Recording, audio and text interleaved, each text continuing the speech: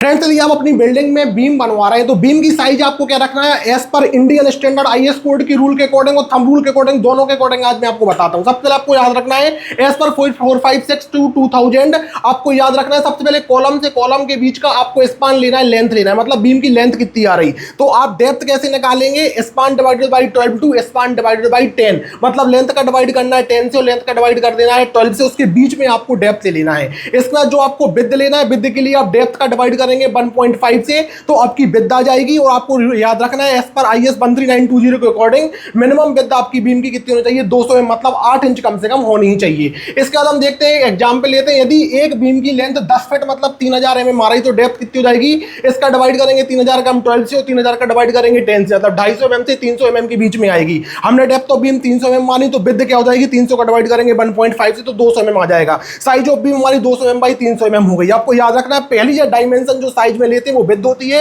और दूसरी वाली हमेशा आपकी डेप्थ होती है। दूसरा एग्जांपल हम लेते हैं, यदि आपकी बीम का स्पान लेंथ 15 फीट मतलब 4500 mm आ रहा है तो डेप्थ के लिए आप क्या करेंगे, 4500 का डिवाइड करेंगे 12 से और 4500 का डिवाइड करेंगे 10 से, तो 375 से 450 mm के बीच में आया। हमने डेप्थ 450 mm ले ली तो विड्थ के लिए क्या करेंगे 1.5 का डिवाइड कर देंगे डेप्थ का और हमारा कितना आ जाएगा 300 mm आ जाएगी। तो साइज हमारी 300 mm बाई 450 mm आ जाएगी। ये रूल हमारा आईएस कोड के अकॉर्डिंग था। अब मैं थंब रूल बताता हूं जो सालों से साइड में चले आ रहे हैं। आपको याद रखना है एज पर थंब रूल जितनी लेंथ ऑफ बीम होती है फिट में उतनी ही डेप्थ ऑफ बीम होती है इंच में, मतलब जो आपकी लेंथ फिट में आ रही है उतनी ही डेप्थ आपको इंच में ले लेना है। इसके बाद आपको याद रखना है कि यदि आपकी 12 फीट आपकी लेंथ आ रही है तो 12 फीट लेंथ है तो आपकी डेप्थ क्या हो जाएगी, 12 इंच हो जाएगी। जितनी आपकी लेंथ फिट में उतनी आपकी डेप्थ किसमें, इंच में आ जाएगी। अब विड्थ के लिए क्या करेंगे, वही अपने 12 इंच का मतलब डेप्थ का डिवाइड कर देंगे 1.5 से तो 8 इंच आ जाएगा। साइज ऑफ बीम आपकी 8 इंच बाई 12 इंच आ जाएगी। इसके बाद आपने दूसरा एग्जांपल लिया, यदि आपकी बीम की लेंथ 10 फीट आ रही है तो 10 फीट लेंथ आ रही है तो डेप्थ क्या हो जाएगी आपकी 10 इंच हो जाएगी।